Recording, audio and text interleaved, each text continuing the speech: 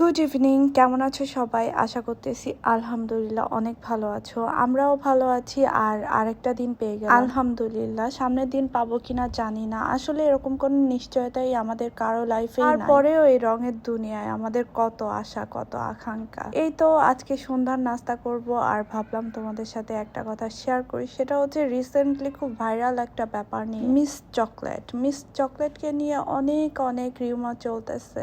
তখন আমি না কয়েকদিন ধরে দেখতেছিলাম যে মিস চকলেট আসলে কি করে, আসলে কোথায় যায়, আসলে কি ভিডিও মেক করে। আমার মনে হয় সে তো কন্টেন্ট ক্রিয়েট করে, তাই না? আমি যতদূর জানি, আমি জানি না তার বাহিরে কি করে, বাট আমি যেটা জানি সেটা হচ্ছে সে কন্টেন্ট ক্রিয়েট করে। তাহলে তার কি অধিকার নাই একটা ছেলের সাথে প্রেম করা এবং একটা ভালো ছেলের সাথে প্রেম করা? আমরা দুনিয়ায় অনেক কিছু করি। ওই যে কথায় আছে না, পাপ করলে অগোচরে করো, পাপ অগোচরেই সুন্দর। যতক্ষণ তুমি চুরি করবা অগোচরেই করো, অগোচরে কেউ না দেখলে তুমি রাজা, আর কেউ দেখলে তুমি প্রজা। এরকমই একটা কথা। মিস চকলেটের ব্যাপারটা ভাইরাল হয়েছে, সে প্রেম করে। আসলে প্রেম করতে পারবে না, সে একজন ইনফ্লুয়েন্সার, এই কারণেই সে প্রেম করতে পারবে না। আর সে ছোট বয়সে সে ব্লগিং করে, সে টিকটক করে, সে ইনফ্লুয়েন্সার। এটাই কি তার প্রবলেম? আমি তার সাপোর্টে কোনো কথা বলছি না, আমি এটাই বলতে চাচ্ছি যে একটা মেয়ে প্রেম করতেই পারে। সে যখন জানবে যে তার বয়ফ্রেন্ড আরো অনেক মেয়েদের সাথে, তখন তো ভাই তার মন এমনি উঠে যাবে। আর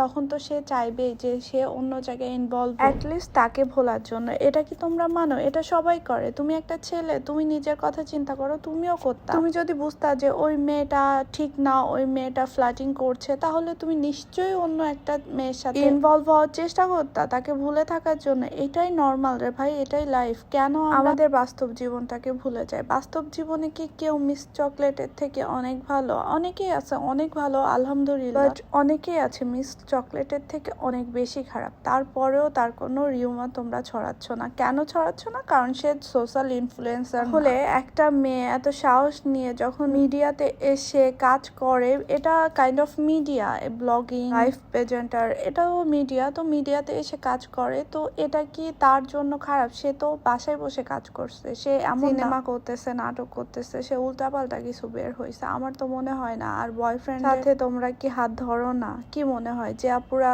উল্টাপাল্টা কমেন্ট করতেছো, তারা বলতে পারবা যে তোমরা প্রেম করে তোমরা তোমাদের বয়ফ্রেন্ডের হাত ধরনি? যে ভাইয়ারা উল্টাপাল্টা কমেন্ট করতেছো, তারা বলতে পারবা যে তোমরা প্রেম করে তোমাদের গার্লফ্রেন্ডের হাত ধরনি, বা হাত ধরে সেই গার্লফ্রেন্ডকে বিয়ে করো না? এমন কি হতে পারে? হয়েছে। সব মেয়েরা খারাপ না ভাই। একটা মেয়ে প্রেম করে, ভালোবাসে, ফিউচার ডেফিনেটলি চিন্তা করে যে আমার ফিউচারে সে হাজবেন্ড হবে, এগুলাই। সবাই এক না। আমি জানি না মিস চকলেটের মনে কি আছে, বাট আমার সাথে এরকম কাহিনী ঘটলে, আমার বয়ফ্রেন্ড যদি অন্য মেয়েদের সাথে এরকম করতো, আমি কখনোই তার সাথে রিলেশন কন্টিনিউ করতাম না, যাই করুক না কেন। যাই হোক, আজকের ভিডিও এ পর্যন্তই। সবাই ভালো থাকো। আল্লাহ হাফেজ।